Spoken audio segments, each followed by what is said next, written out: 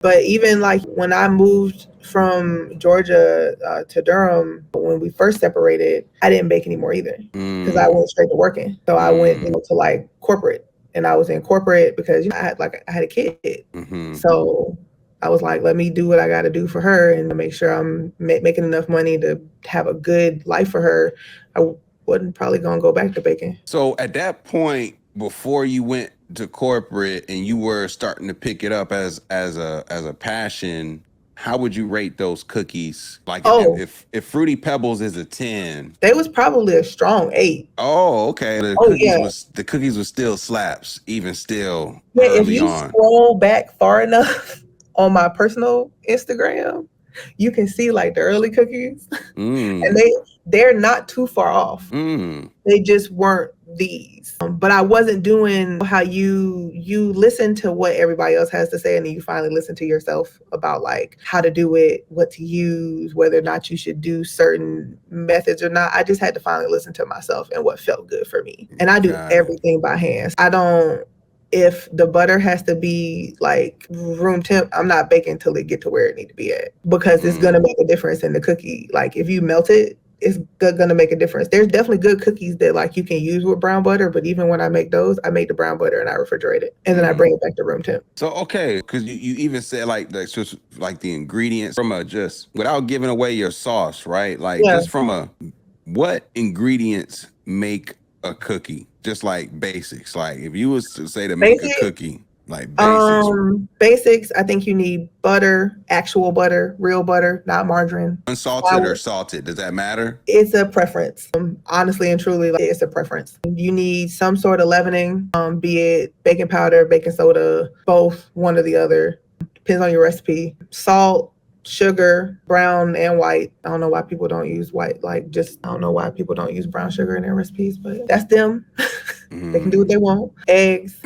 So things like seven or 8 ingredients max. And the flour or the like, is it flour? Does it matter what type? Like what types of flour do you think make the best cookies? Because there's a lot of different flours out there. I think all purpose makes the best cookies. I think you got to be willing to pay for the flour to get the product that you want. I'll say that. I'll say if you're going and buying a 20-pound bag of flour that only costs you $5, your cookie's not going to come out right. So the raw ingredients definitely are like the foundation of what you gotta really invest in to come up with. It's like anything else. Product.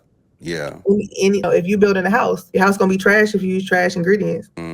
Like if you use shoddy wood, if you use shoddy bricks, if you use the wrong mortar, like your house not gonna stay up. It's the same exact thing with cookies. You use really cheap butter, it might have too much water content. You don't know that. You just know that it's cheap. There's so much that goes into it, and that's why when people ask for the recipe, I'd be like, no. So did you learn this essentially through trial and error, like trying cheap ingredients to see what it comes out with, then figuring out, oh man, that's trash, that's not gonna work? Well, I mean, I had to start with cheap ingredients. Like I for sure started there, but you have to decide that you want to make the best product you can. I had to just keep searching till I found it. I would make a little bit of money and I'd be like, let me try this more expensive product. And I'd be like, okay, that works. Let me figure out how to change the recipe for that to fit that, because you need differing amounts based on the quality of the product too. Getting my first scale made a huge difference. Like my first scale, like for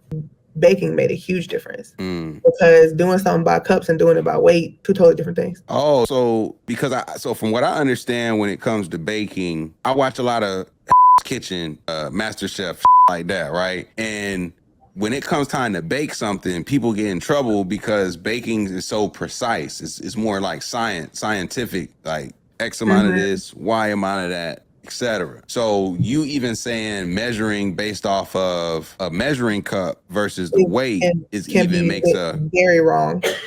I don't think I've ever really heard anybody mention that before. That's something to really consider. Like so from your opinion, if you're serious about cooking, you probably want to weigh what you're putting into the food versus measure with a cup or a spoon.